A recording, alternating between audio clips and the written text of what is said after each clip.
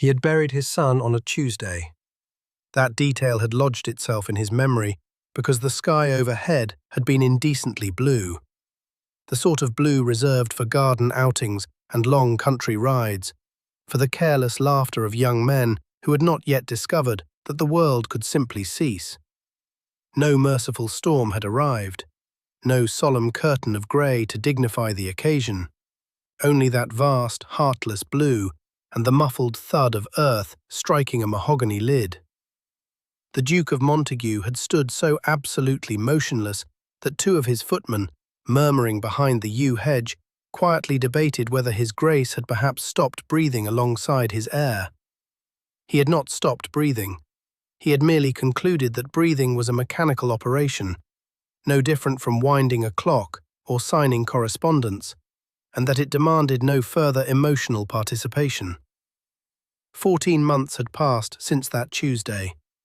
He still walked to the grave each week. Not from sentiment, he assured himself, from duty. A duke did not forsake his obligations merely because they had grown unbearable.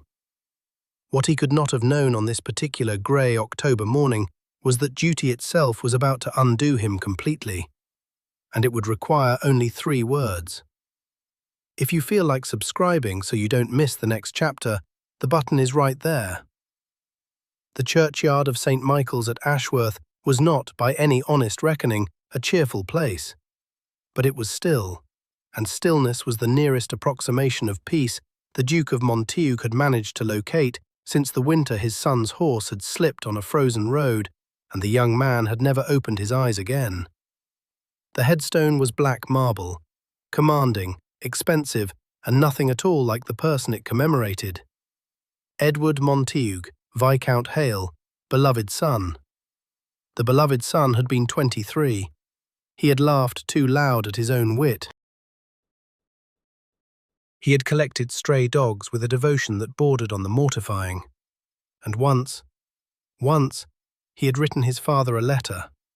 A real letter, the kind with a heart worn openly upon every line. The Duke had folded it without reply and placed it in the 3rd drawer of his writing desk, where it remained to this hour. That unanswered letter, the Duke reflected as gravel crunched beneath his boots, might well have been the greatest among his many failures. He heard the children before he saw them. A small, crystalline voice, the voice of someone who had not yet been taught that graveyards demanded silence, declaring with absolute authority that this one bore a lion, and that one had an angel, and that one was terribly large and must therefore belong to someone terribly important. A second voice arrived shortly, pitched slightly lower, wondering aloud whether the important person had been a giant, because the stone was ever so tall. The Duke of Montague, who had not spoken to a child in 14 months and possessed no particular desire to begin, went still on the path. They emerged from behind a row of older stones, 2 of them, no more than 4 years old, bundled into matching blue coats that had known better seasons. A girl, dark curls spilling free beneath a wool hat, gesturing at the monuments with theatrical sweep, as though she were conducting a guided exhibition. A boy trailing slightly behind her, more careful, hands buried in his pockets, watching the world through eyes that were— The Duke stopped. The boy's eyes were the precise grey-green of Edward's eyes, the exact shade, the colour he had not encountered anywhere on earth for 14 months, and had told himself he did not miss. He told himself it was coincidence. Any number of people possessed grey-green eyes. He was being morbid. He was permitting grief to invent resemblances where none existed. Then a young woman stepped into view from behind an overgrown yew, brushing dead leaves from a dark cloak, and his breath returned to him, but only just. She was not what society would have termed classically beautiful. No golden curls, no porcelain pallor, no practiced helplessness. She looked perhaps 25, dark hair tucked sensibly beneath a bonnet chosen for warmth rather than vanity, and she moved with the unhurried confidence of someone who had long ago abandoned any concern about being watched. She was not watching him at all. Her entire attention belonged to the children.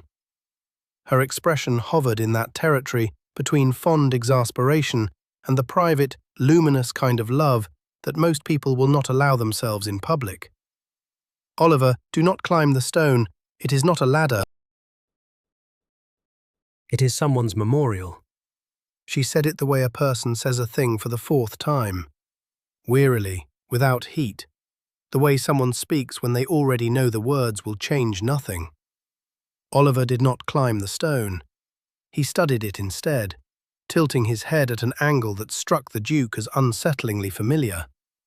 The girl, Iris, he would come to learn, though names were still several minutes away, had meanwhile found the black marble headstone. She stood before it with the gravity of a child who has recently been taught what death means and is determined to prove she understood the lesson. "He was young," she announced. "The numbers say so, Miss Ellie. What does beloved mean?" "It means," said Miss Ellie, picking her way between the graves to reach the girl, "that he was very much loved." She lowered herself to the child's level and regarded the stone. Something crossed her face. A grief she folded away quickly, expertly, the way a person who has carried sorrow for a long time learns to contain it. It means someone misses him terribly. Oliver had trailed after his sister. He stood beside her now, studying the inscription with those impossible grey-green eyes. And he spoke with absolute seriousness. "We could leave him one of our flowers." "We only have 2, Iris observed. "Then we leave him one." It was Iris who placed the bloom at the base of the stone, a slightly crushed yellow flower she had clearly been keeping in her pocket, which made it, the Duke thought, perhaps the most precious offering he had seen laid there in 14 months. He should have turned away. He was trespassing on a private moment. He was not a man who lingered uninvited at the edges of other people's grief. But then Iris slipped on the damp grass. It was nothing serious, a small stumble, a scraped palm, the opening notes of a wail carrying more outrage than real pain. Miss Ellie was beside her instantly. She knelt on the wet ground without a thought for her dress, gathering the girl's hands in hers, examining the scrape with brisk and steady attention. "Look at me," she said. "Just look at me. It's all right now, sweetheart. It's all right now." Then very softly, very simply, she said the thing. "It's all well now, little one. It's all well now." The Duke of Montague, standing 8 feet away, felt the ground vanish beneath him. Not metaphorically, his knees buckled in truth. He caught himself against the stone behind him with one hand, breath coming shallow, blood draining from his face so fast he was fairly certain he had gone the colour of marble. "It's all well now." Edward had always said it. Since he was a small boy, whenever someone was hurt, whenever someone was frightened, "It's all well now." Not "it's all right," which was what everyone said. Not "don't cry," not "be brave." Always that exact phrase in that exact cadence. Quiet, certain, carrying a warmth the Duke, God help him, had never managed to teach the boy. A warmth he could never account for as anything but his mother's influence. Since his mother had been kind in ways the Duke was not. He had not heard those words in 14 months. He had not expected to hear them ever again. Miss Ellie looked up from the child and saw him. Her expression shifted. Surprise first, then assessment, then a careful blankness with something guarded moving behind it. She rose to her feet, one hand still resting on Iris's shoulder. "I apologize," she said. "We did not mean to intrude. We were just—" She stopped. She had noticed. He realized he was gripping the gravestone behind him, that he was not entirely steady on his feet. He forced himself upright. He was a duke. He did not clutch at headstones for support. He did not come apart in front of governesses he had never met. "You did not intrude," he said. His voice held more composure than he had any right to claim. "This is a public churchyard." She regarded him for a moment, those dark eyes doing something measured and keen. Then her gaze shifted to the stone behind him, the plain grey one he had been leaning against, unremarkable, bearing an old name he did not know. She looked back at him, and she said simply, "I am sorry for your loss." She did not know. She believed him a stranger mourning a stranger. She had no idea that 3 feet to her left lay the grave of the boy whose words she had just spoken. She had no idea who he was at all. "Thank you," said the Duke of Montaigu. Oliver was watching him with those grey-green eyes. "Your coat is very fine," Oliver said gravely. "Are you someone important?" The Duke held the boy's gaze for a long, weightless beat. "Quote 1, he said. Elena Voss had not lived in Ashworth long enough to catalogue its prominent residents, but she recognized the Duke of Montaigu the instant she saw his portrait hanging in the village lending library, 3 days after their encounter in the churchyard. She had gone alone, one of the very few hours each week she allowed herself solitude, not indulgence, necessity. There exists a particular species of grief that cannot be carried out in the presence of children. It demands privacy. It demands the freedom to stand perfectly still in a public room, to look at a portrait and to let the full crushing mass of it settle, without someone small tugging at your sleeve and asking why your face looks like that. Clarara had been 3 years younger. Clarara had been the bright one, the reckless one, the one who flung herself at yes before she'd even heard the full question, and then untangled the aftermath with a buoyancy that Elena had spent years pretending to find maddening. In truth, if she allowed herself truth, it was the single most radiant quality she had ever encountered in another human being. Clarara had loved Edward with everything she had. In the last letter Elena received before the end, Clarara wrote that she had never before understood what people meant when they spoke of a life finding its correct shape. That this was what she'd been reaching for. That shape. Elena still had that letter. She had every letter. They lived in a box beneath her bed. She read them on the nights that stretched too long after the children had fallen asleep and the silence grew sharp enough to cut. She had been so consumed with grieving on behalf of Oliver and Iris for what they had lost before they were old enough to comprehend the having of it. A mother who would have been extraordinary. A father who had been striving desperately to deserve her. In all of that borrowed mourning, she had not always permitted herself to grieve for what she had lost. A sister. The specific, irreplaceable solace of someone who knew you before you knew yourself. She permitted it now, briefly. In the lending library, one hand braced on the shelf, eyes fixed on the portrait. But the man captured in that frame was the one person in this world she needed to fear. So she folded the grief away. She was very practiced at folding it away. And she took the children home. The portrait was 12 years old, and so it showed a younger, somewhat less forbidding version of the man she had met. But the bones were unmistakable. That jaw, set like a verdict. Those eyes, not grey-green, just grey.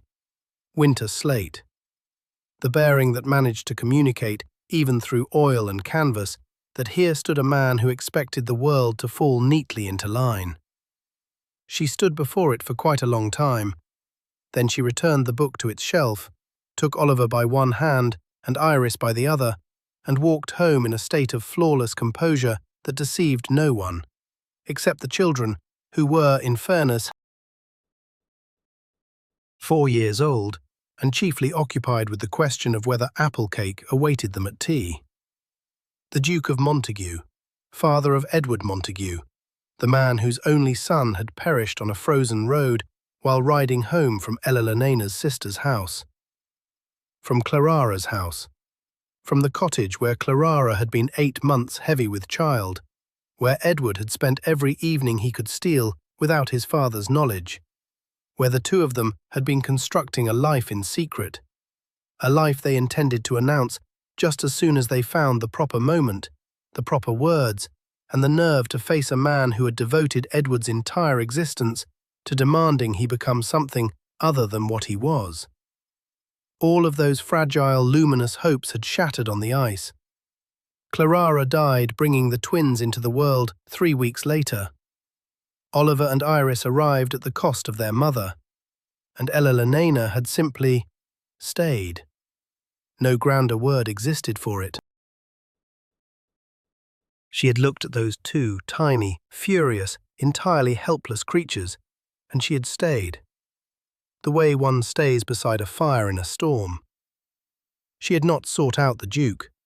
She had told herself, carefully, consistently, for the entirety of the children's lives, that she was protecting them. That a man who had driven his own son into secrecy was not a man who could be trusted with 2 illegitimate grandchildren.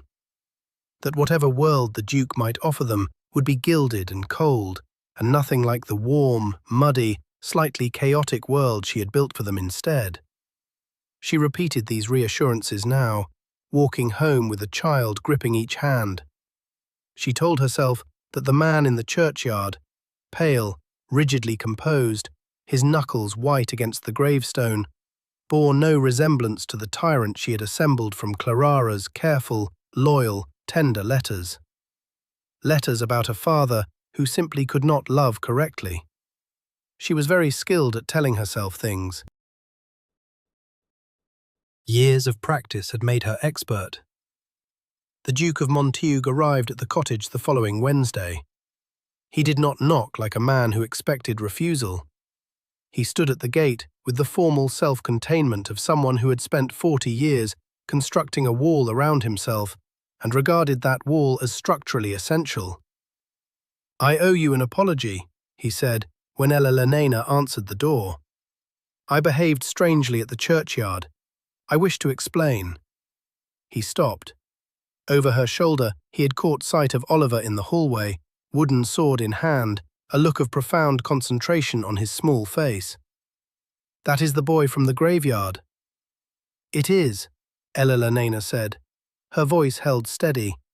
The rest of her did not. "And his sister." He had spotted Iris now too, draped upside down across the settle, apparently attempting to read a picture book from that orientation. "Yes." She did not move to let him in. She stood in the doorway, and every instinct she possessed pulled in opposite directions. The instinct to protect, 4 years old and ferocious. The instinct to be honest, older and considerably more inconvenient. "You live locally," he said. Not quite a question. "I do." "The children are yours." The pause stretched a fraction too long. "They are in my care," she said, which was true, which was entirely precisely true, and revealed absolutely nothing.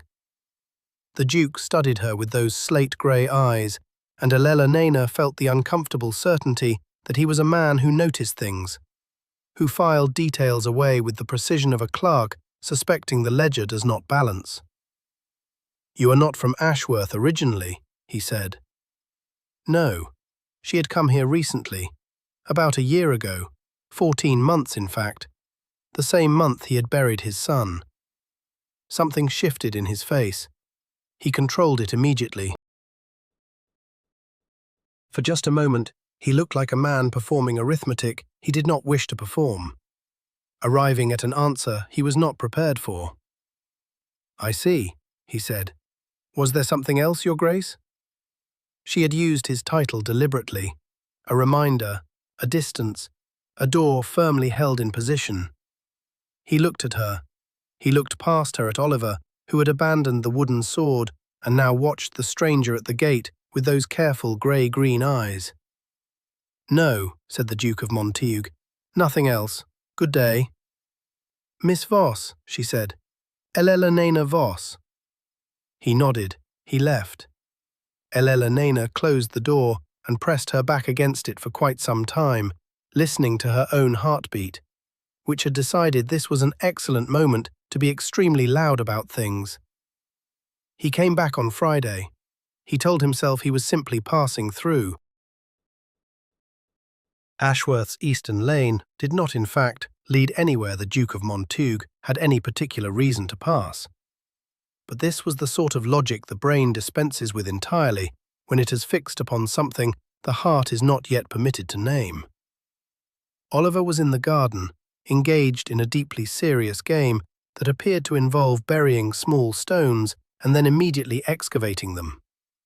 The Duke observed this from the gate for a moment before the boy looked up and said with complete composure, "Quote 19, quote 20, quote 21. Oliver informed him, "Quote 22. The Duke considered this carefully. "Quote 23, he said. "Quote 24. Quote 25. Oliver said, in the tone of someone presenting an established fact. Oliver paused. The Duke thought of a 7-year-old version of himself who had indeed mostly lost, who had hurled a chess piece across the library in a rage at 10, who had been told by a father not dissimilar to himself that lords did not lose, and if he could not learn to win, he should not play. He thought of Edward, whom he had never taught to play at all. 32, he said. Oliver appeared to find this deeply satisfying. Will you show me something? Miss Ellie shows me every evening, but she is also teaching Iris her letters, and sometimes she forgets to come back to the chess. Elena appeared in the cottage doorway at precisely this moment, wearing the expression of a woman who had stepped outside to water her herb pots and discovered an entirely unplanned scene unfolding in her garden. She looked at the Duke. She looked at Oliver. Her gaze returned to the Duke. He knows about chess, Oliver reported. Does he? Said Elena. He also mostly lost when he was learning. Excellent qualifications, she said, and though her voice remained carefully, politely even, the corner of her mouth did something it did not have her full permission to do. Oh, you had better come in then, Your Grace. Oliver will simply stand there and stare at you until you do. The cottage was small by every standard the Duke normally inhabited, and warm in a way that Montague House had not been in longer than he cared to reckon. Books were stacked on every available surface. A child's drawing had been pinned to the wall beside an engraving of Warwickshire, the glass bearing a small smudged fingerprint no one had wiped away. From somewhere at the back of the house drifted the smell of something baking. It struck him with sudden, inconvenient clarity that he had not truly registered a smell in 14 months. He was ruthlessly awful at losing chess to Oliver. He managed it 3 times over the next hour, each defeat slightly more convincing than the one before, until Oliver grew suspicious. "You're letting me win," Oliver said. "I would never," said the Duke. "Miss Ellie says that letting someone win is a kindness without respect." From her chair, where she sat pretending to read while entirely failing to read, Elena said without looking up, "I did say that." "In that case," the Duke said, "I will stop letting you win." He moved a bishop. Check. Oliver's expression shifted from suspicion to a grin of absolute delight. Quote 38 Iris materialized from behind Elena's chair, where she had apparently been conducting her own silent investigation of the stranger for the past 20 minutes, and climbed without invitation into the Duke's lap to study the board. Quote 39, she announced, pointing at the bishop. Quote 40, Underscore underscore, the Duke said. He was very still. He could not recall the last time a child had simply climbed onto him. Edward had done it once, a long time ago. He had been uncomfortable then. He had not known what to do with small limbs and complete trust. He found that he still did not know. But he found also, with something that ached painfully close to wonder, that he did not mind not knowing. He stayed for tea. He returned on Monday. This time he brought a book about medieval knights, an illustrated volume from the Montague House Library, leather-bound, with plates detailed enough to occupy Oliver for 3 days. The Duke told himself it was purely a practical consideration. Children needed books. He happened to possess books. This was resource management, not sentiment. He had been telling himself things of this nature for several days now, with diminishing conviction. Oliver received the book with the gravity of a diplomat accepting a treaty. He settled on the hearthrug with it, running one careful finger along the margin of each illustration, asking questions that grew more precise with every page. Iris, who possessed less interest in historical warfare and considerably more interest in the man who had now arrived for the 3rd time in a week, simply climbed onto the chair beside him. She watched his face while he talked, in the way that small children watch the faces of adults they are still deciding about. Elena brought tea without being asked, set it beside him, and said without inflection. She settled back with her own cup. And that was entirely the tone of the afternoon. Easy, warm, unremarkable. And to a man who had spent 14 months in a house where every room echoed, more deeply strange than anything that had happened to him in years. He did not intend to stay for tea. It was only that Oliver had posed a question about knights, the sort of question that demanded a proper answer, not a dismissal. And by the time the explanation ran its course, Eleonora had set the kettle on. Leaving before tea was poured would have been ungracious. Then Iris produced her drawing of a horse. He studied it with the gravity it deserved and declared it excellent. And then somehow it was 5, the light draining from the windows, and he had spent 3 hours inside this small, warm cottage. At the door, turning back, he said, quote, 44. There was something he needed to say. He could not identify what. Only that 14 months of immaculate silence had been split open by a boy with grey-green eyes and a girl who climbed into strangers' laps. And through that fracture, something had entered for which he possessed no language. "Your Grace," she said, "I should like to—" He stopped, tried again. Oliver has a good mind. His questions are remarkably precise. Someone has taught him how to think. Something eased in her expression. He arrived that way, I believe, but I have tried not to discourage it. "You have done well," he said. The words emerged quieter than he intended, as though they bore a weight far exceeding a simple compliment. He could not explain why, and he was not prepared to examine it. He walked back to Montague House through the dark, and for the first time in 14 months did not feel entirely alone inside it. Eleonora found the portrait on a Saturday. She had gone to Montague House to return a book that Oliver had somehow appropriated during their last visit. They had been to the house twice now, at the children's insistence, and if she were honest with herself, not entirely against her own wishes. A housemaid showed her to the east parlour to wait. The east parlour contained, on its southern wall, a portrait of Edward Montague at 21. Eleonora sat down rather suddenly in the nearest chair. She had not known Edward well. He had been Clarara's, entirely Clarara's, in the way that certain people belong specifically to certain other people. Everyone else is only ever a peripheral figure in their story. But she had sat across from him at Clarara's dining table. She had watched him make Clarara laugh the way only he could.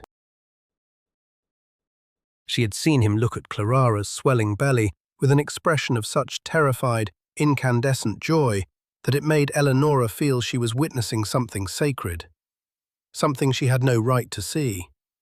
She had not looked upon his face in 14 months either, and here it was, impossibly large, impossibly still, above the fireplace.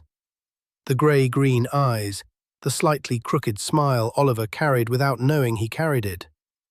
The set of the shoulders she had been watching the Duke arrange himself into across 3 visits, never understanding why it felt familiar. Because it was the same shoulders, the same jaw, the same line of the brow. Split, it seemed, between 2 men, both now irretrievably tangled with her life in ways she had no notion how to undo. She turned.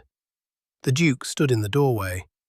He was watching her with an expression she had never seen him wear before. Not the controlled blankness he usually maintained, but something raw, something careful. The face of a man who has followed a trail of evidence to its conclusion and is not certain he possesses the courage to speak it aloud. It was not a question this time. He stopped. She stood. She would not have this conversation sitting down.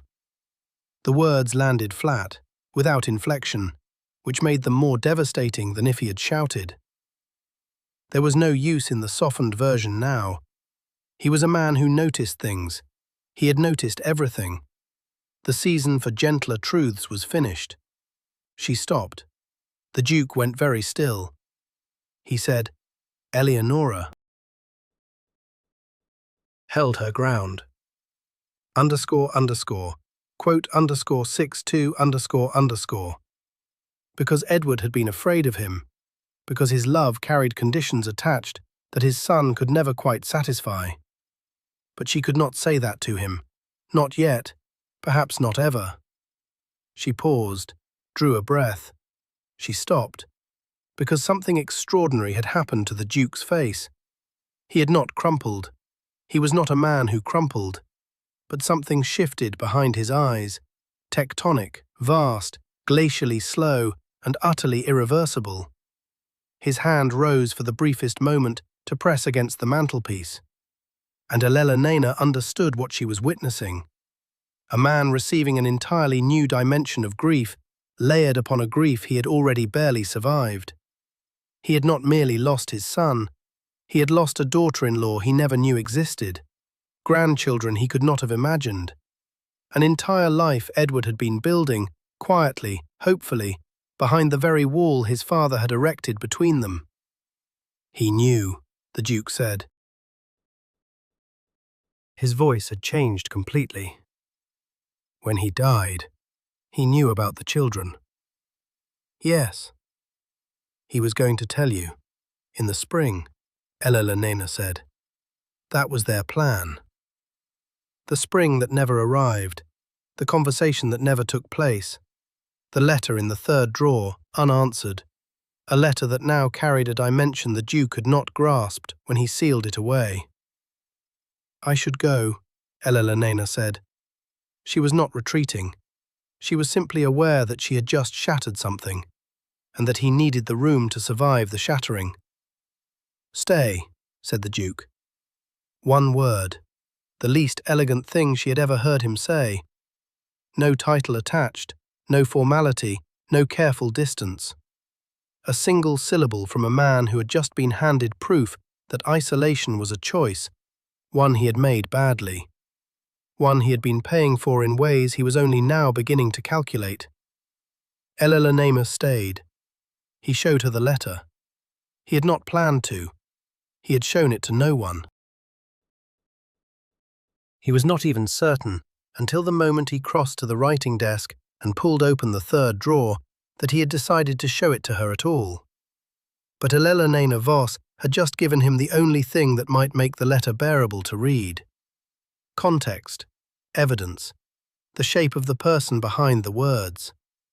He set it on the table between them without a word. Eleanora read it the way one reads something sacred, carefully, without moving, without looking up.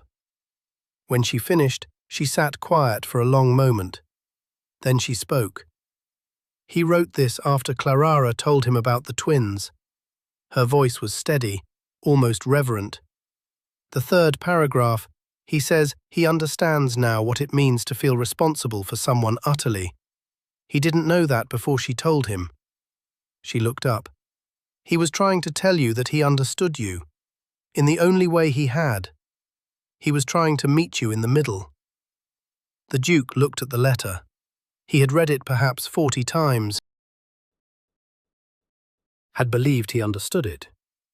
He now saw that he had understood it almost entirely wrong. He had read duty where Edward had written love.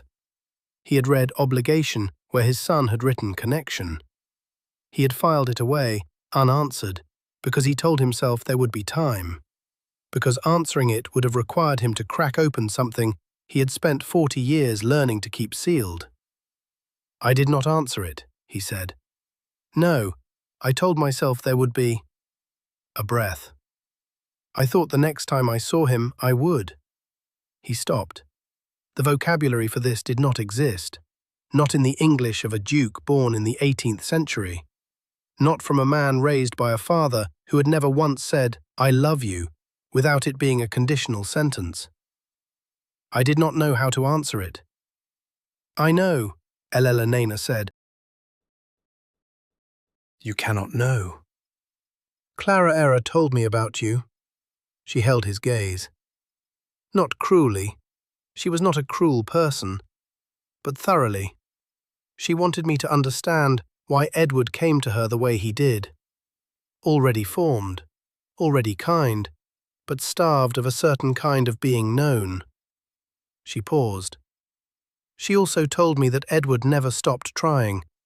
Every letter, every visit, every small act of connection.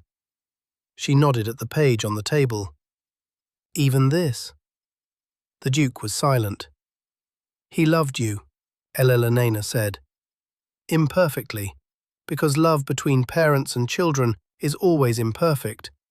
But he did. Clarara was very clear about that." He said nothing for a long time.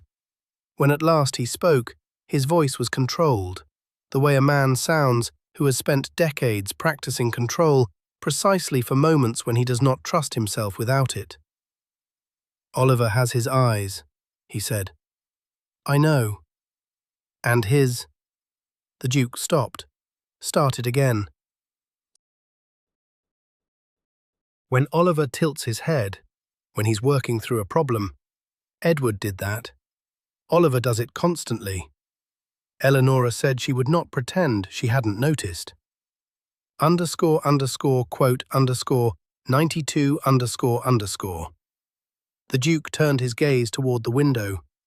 Outside, somewhere across the grounds, a wood pigeon was doing what wood pigeons do, existing with perfect, oblivious contentment.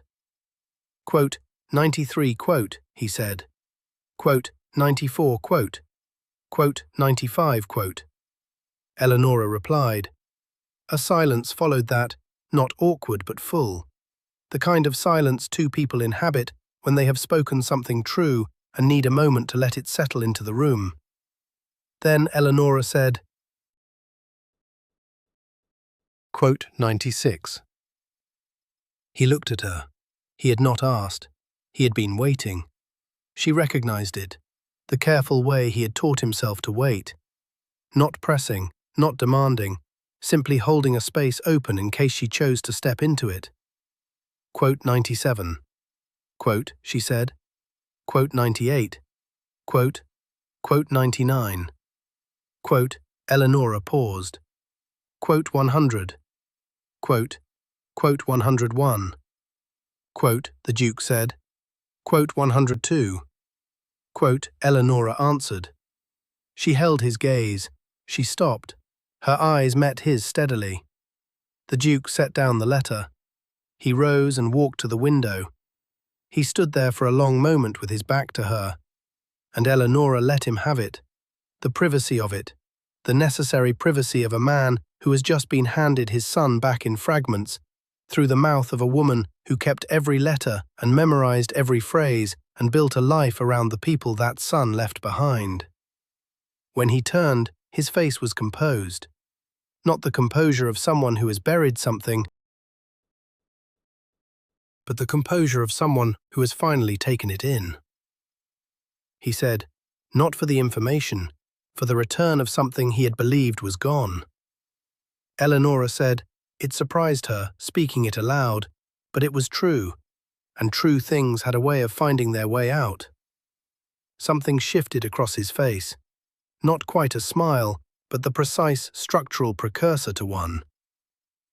She said, November arrived at Ashworth the way November always does, without permission and carrying a particular sort of grey beauty that made the grounds of Montague House look like a watercolour that had run slightly at its edges. The children spent 3 afternoons a week at the house now. This had not been formally arranged. It had simply happened, the way things that feel inevitable tend to happen. Gradually, then entirely. Oliver had claimed the library. He sat at the desk the Duke's grandfather had imported from France at enormous expense, forming his letters with a concentration that made the quill look personally offended by his grip. The Duke read nearby, offering occasional observations about posture that Oliver received with the same solemn attention he gave to everything. Iris had claimed the garden, and a considerable portion of the Duke's patience, which proved to be far more extensive than anyone, including himself, had suspected. She was currently in a period of asking why about everything, without pause or mercy. And the Duke, who possessed a ready answer for most things, who had discovered to his own private bewilderment that he relished having a conversational equal, someone performing neither deference nor rivalry, answered her honestly each time. When he did not know, he admitted it, a habit he had cultivated specifically for her.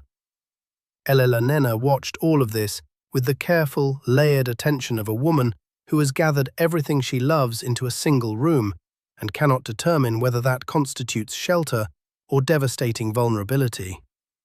It was a Tuesday in mid-November when the almost happened. The children had been carried upstairs by Mrs. Hartley, the housekeeper, who had claimed them with the fervour of a woman who had spent 30 years waiting for precisely this variety of beautiful disorder. And Elena had stayed behind to coax the library back towards something resembling civilization. And the Duke had stayed because there was a letter he intended to write, and then did not write.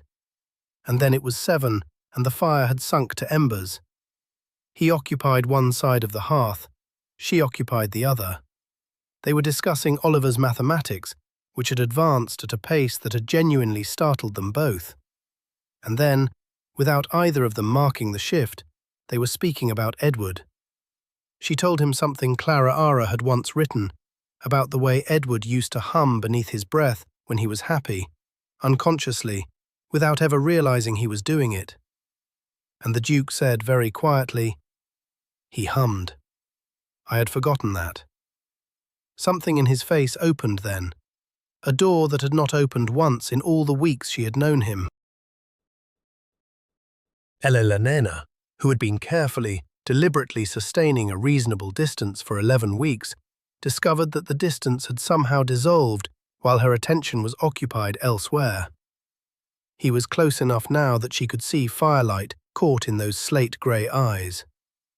Close enough to recognize that he was not, in this moment, the Duke of Montague at all. Not the title, not the bearing, not the meticulously constructed edifice of a man who required nothing from anyone. He was simply a person beside a dying fire who had just received something back he believed was lost forever, and who was looking at her with an expression that made pretense impossible. Elena, he said. Not Miss Voss. Elena.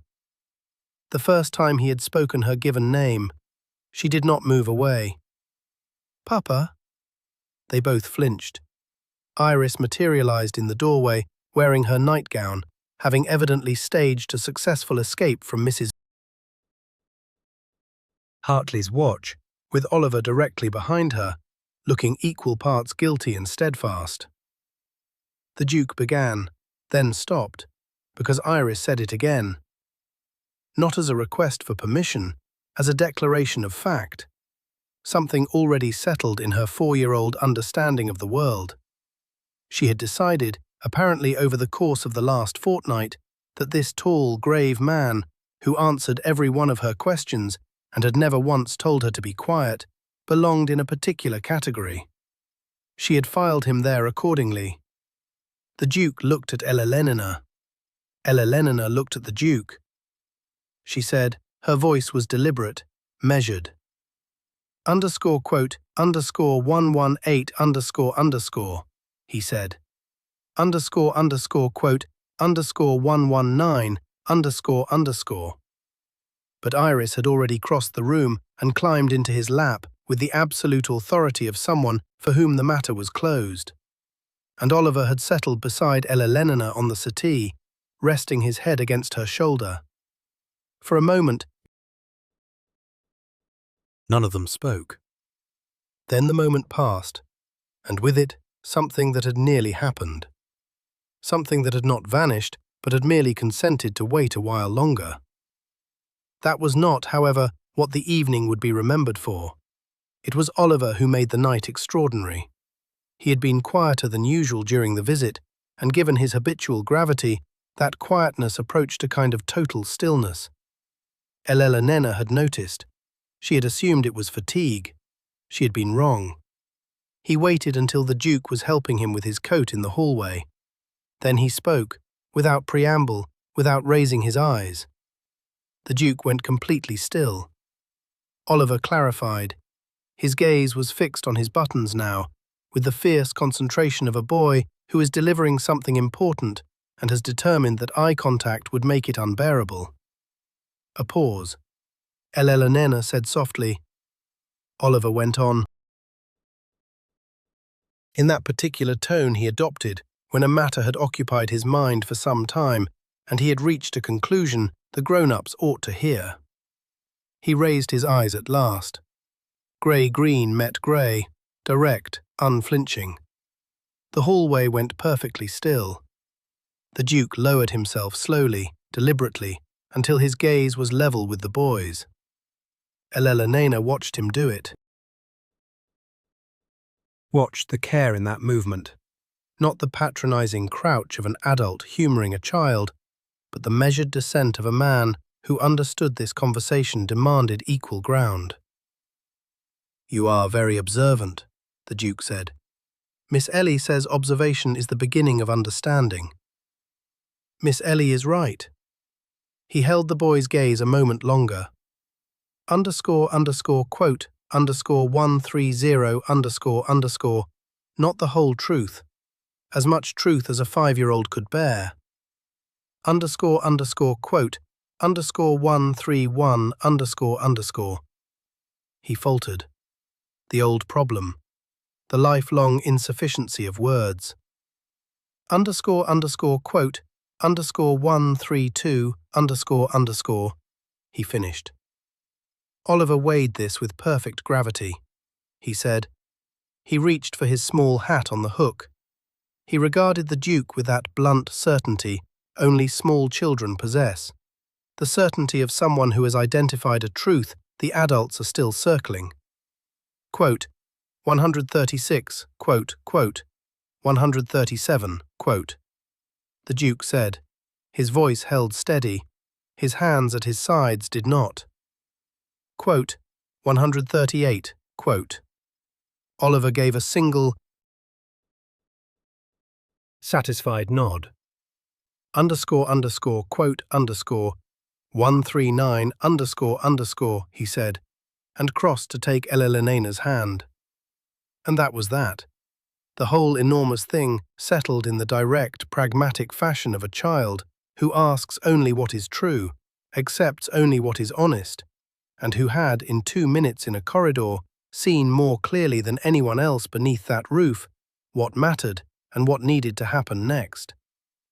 The solicitor arrived on a Thursday. His name was Mr. Calloway. He came from London, carrying a letter from the Duke's sister, a woman called Lady Constance, who had caught wind of the mysterious governess and the suspicious children.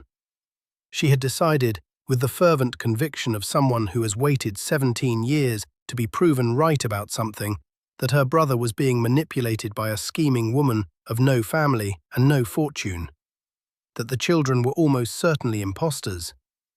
Elena, who was not scheming, who possessed no particular fortune, and whose family consisted of the two small people currently attempting to teach the cook's cat to sit, was nonetheless aware that Lady Constance's entrance altered the equation considerably. She learned of it from Mrs. Hartley. The housekeeper told her because she was fond of Elena, and because she had concluded, somewhere around week 2, that his Grace was a better man with these people near him. She saw no reason to pretend otherwise. Elena thanked her, walked back to the cottage, sat Oliver and Iris down for an early supper, put them to bed. Then she lowered herself into the kitchen chair and turned the solicitor's letter over in her mind. It meant a formal inquiry. It meant paperwork, most likely. Questions about Clarara and Edward, and what precisely Elena's claim over the children amounted to in the eyes of the law. It meant the Duke suspended between a sister who held his ear and a woman who held his grandchildren, forced to decide where his loyalty fell. It meant, she thought, the very thing she had dreaded since the churchyard. The Duke appeared at the cottage door at 9 the following morning. He did not look like a man who had slept. He said. He stood in the doorway, his voice held in check, but it was the kind of restraint that exacts a heavy price. Elena said. He stopped. His jaw tightened. ___quote _145 ___. His eyes found hers. ___quote _146 ___quote _147 ___. The accusation landed with precision because it was not entirely wrong. She had weighed exactly that. She had run precisely those calculations, and she refused to pretend otherwise. ___quote _148 ___, she said. His expression shifted, not toward the fury she had braced herself against, toward something far more difficult. The look of a man who receives an honest answer to a question he half hoped would be deflected. Quote, 149, quote, he said. Quote, 150, quote. Quote, 151, quote. Elena said. Her voice held steady. Quote, 152, quote. She paused. Quote, 153, quote. He was silent a long time. Quote, 154, he said. Quote, 155, quote, 156. Something moved behind his features. Quote, 157. He stopped. He began again. The wall was doing something it had not done in 40 years. It was crumbling. His eyes found hers. She said, Elena said. He studied her. She said. Elena said. The Duke stood in her doorway for a long, suspended moment. Then he spoke. Elena agreed. He said. His gaze rested on her. He said. The word sounded like a small act of demolition. He paused. Elena looked at him, this complicated, damaged, slowly opening man who had spent 40 years building a wall and was now, piece by piece, dismantling it with his own hands. She said. December arrived carrying snow. Iris regarded it as a personal gift and announced this opinion at full volume. Oliver regarded it as a scientific phenomenon and spent 3 days gathering data on snowflake structure with a magnifying glass placed in his stocking. a stocking hung for the first time at Montague House, in a room that smelled of pine and beeswax and the particular happiness of children who have no idea that arrangements are being made on their behalf. Lady Constance came and went. She had not, ultimately, been the catastrophe Elena dreaded, because the Duke of Montague had met her carriage on the drive and delivered 7 sentences that Elena was not party to. When Constance stepped inside, she was tight-lipped, assessing, but she was not fatally cruel. She watched Oliver for 10 minutes, then said, in the tone of someone who has been out-argued by the universe, quote, 181. She watched Iris for 5. Quote, 182. She consumed 3 pieces of cake and departed. On her way out, she said to Elena, quote, 183. Quote, she paused. Quote, 184. Quote, then she stepped into her carriage and was gone. Elena stood on the steps, turning that over. She did understand. If she were honest with herself, she had understood it for quite some time. The documents had been filed. The children's parentage established. They were Edward Montague's heirs, legitimate in every way the law could be coaxed to recognize, given the circumstances. And those circumstances yielded more than Elena had dared hope. Fewer than the Duke had wanted. But enough. Enough for their future to rest on solid ground, their place in the world to be certain, their grandfather's title to carry weight for them someday, if they chose to let it. Elena had moved in November into the east wing of Montague House. This, too, had never been formally arranged. It had been Mrs. Hartley's doing primarily.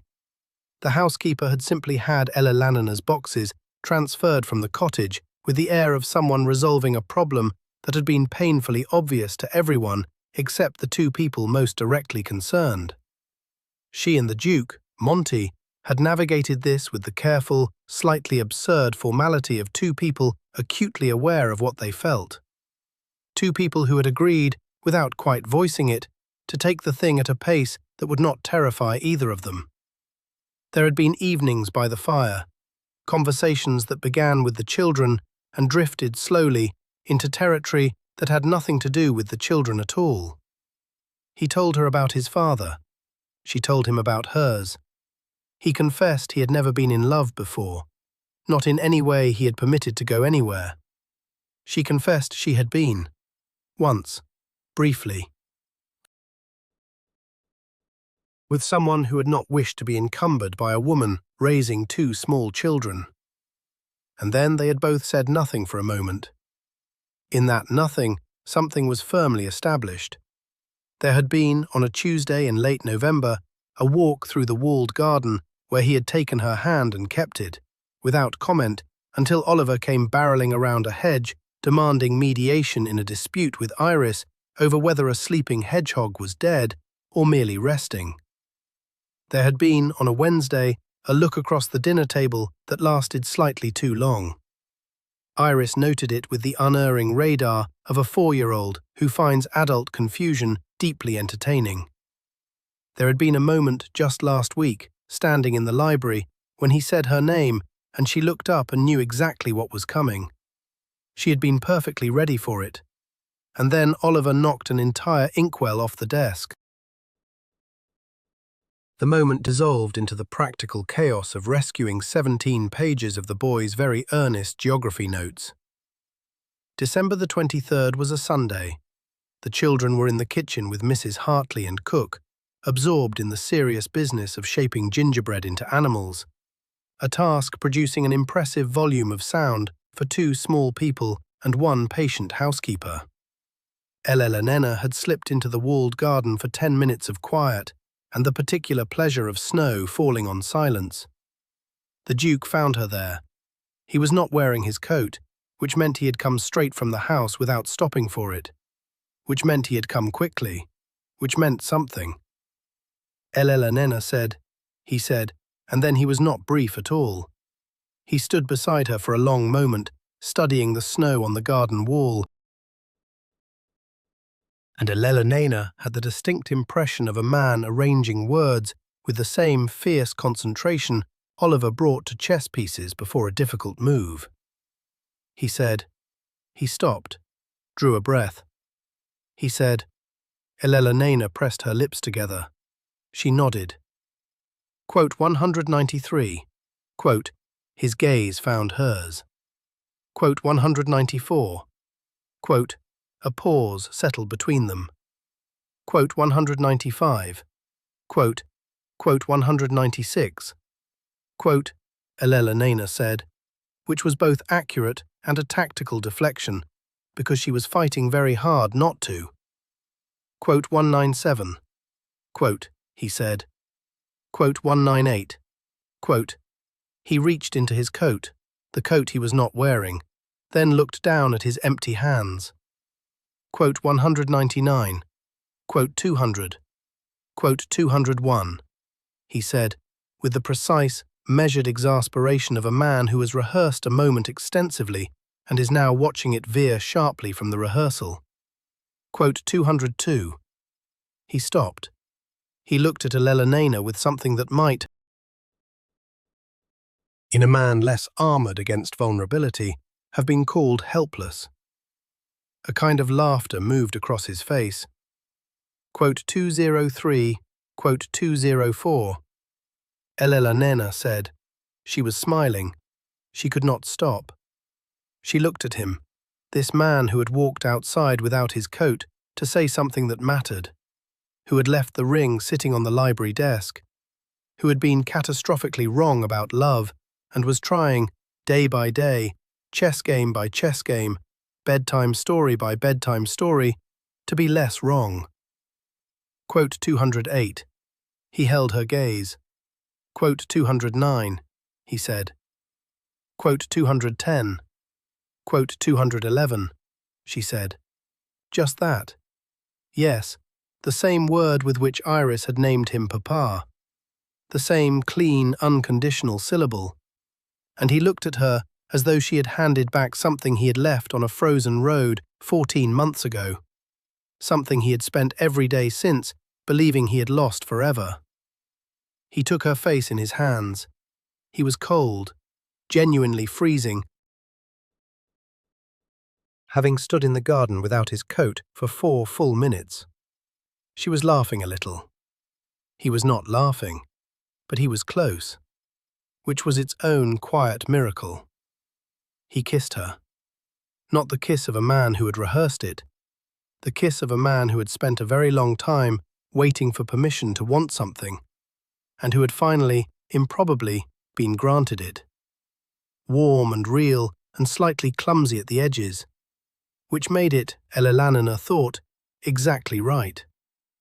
Then, Iris's voice from the garden doorway, at a volume technically unnecessary given that she stood 15 feet away, accompanied by Oliver saying, in a tone of resigned dignity, "I told you they were going to."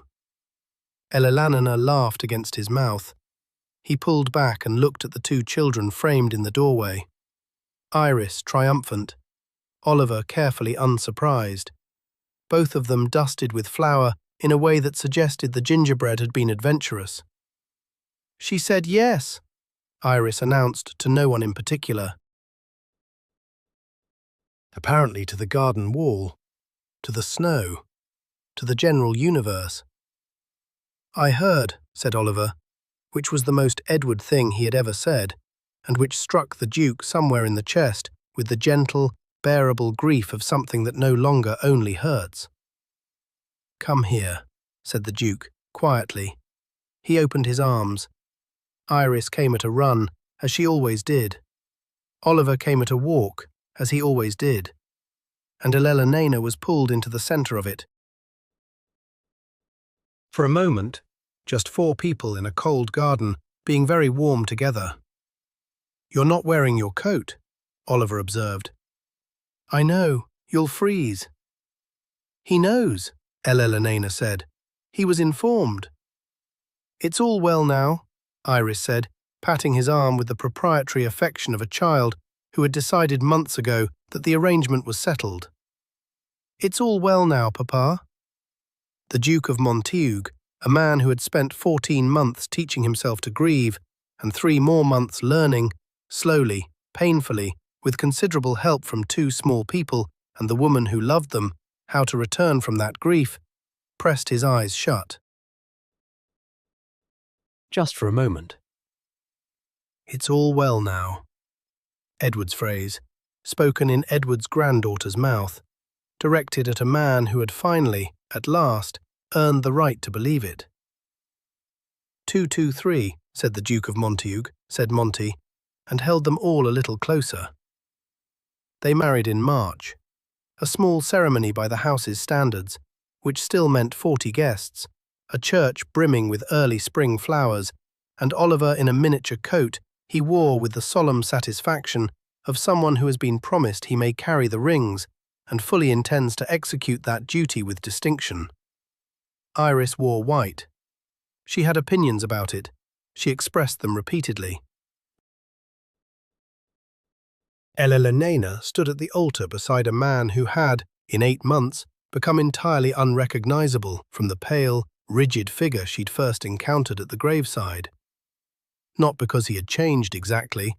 He was still precise, still demanding, still incapable of entering a room without instinctively assessing whether its order was adequate.